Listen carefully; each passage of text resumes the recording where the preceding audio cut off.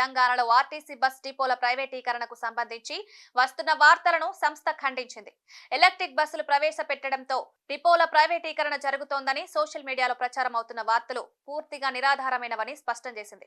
ఈ విషయంపై స్పష్టతనిస్తూ ఎలక్ట్రిక్ బస్సుల నిర్వహణ, ఛార్జింగ్ బాధ్యతలు ఆయా బస్సుల తయారీ సంస్థలకే పరిమితమవుతాయని, ప్రధాన ఆపరేషన్లు మొత్తం ఆర్టీసీ ఆధ్వర్యంలోనే కొనసాగుతాయని సంస్థ వివరించింది.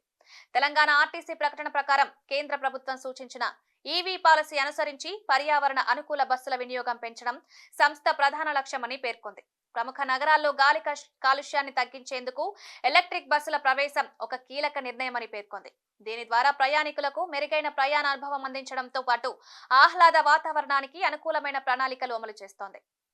సోషల్ మీడియాలో అసత్య ప్రచారం, ఎలక్ట్రిక్ బస్సుల కారణంగా ఆర్టీసీ ఆస్తులు ప్రైవేట్ సంస్థలకు అప్పగించబోతున్నారన్న అపోహలు ఎక్కడికక్కడా వ్యాపించాయి. బస్సుల నిర్వహణలో భాగంగా కంపెనీలు కేవలం ఛార్జింగ్ పాయింట్లు, సర్వీసింగ్ అంశాలను మాత్రమే చూసుకుంటాయని, కానీ బస్ నిర్వహణ, డ్రైవింగ్, టికెటింగ్ వంటి ప్రధాన కార్యకలాపాలు పూర్తిగా సంస్థ ఆధ్వర్యంలోనే ఉంటాయని వివరించింది. కేంద్ర ఈవీ పాలసీతో అనుసంధానం, కేంద్ర ప్రభుత్వం ప్రవేశపెట్టిన ఎలక్ట్రిక్ వాహనాల ప్రోత్సాహానికి అనుగుణంగా తెలంగాణ ప్రభుత్వం ఎలక్ట్రిక్ బస్సుల వినియోగాన్ని పెంచుతుంది.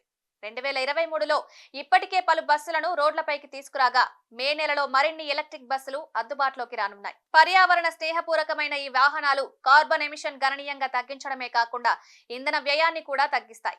ప్రైవేటీకరణ గాడిలో పడడం ద్వారా ప్రయాణికుల ప్రయాణ ఖర్చులు పెరుగుతాయన్న భావన సామాన్య ప్రజల్లో వ్యాపించింది. కానీ ఆర్టీసీ ప్రకటనతో ఈ అపోహలను తుడిచిపెట్టుకుపోయాయి. ప్రభుత్వ నియంత్రణలోనే అన్ని సేవలు కొనసాగుతాయని పునరుద్ఘాటించింది.